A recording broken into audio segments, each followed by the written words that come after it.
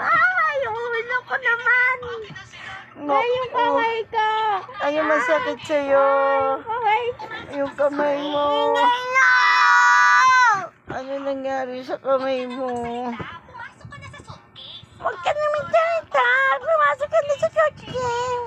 Yung kamay ko, Nathan. Yung kamay ko. Yung kamay ko. Ako, naipit na. Yung kamay ko.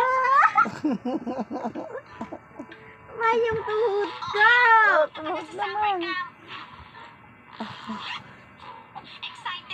Ma! For more. Ano? Kailangan mo na ba ng unggoy?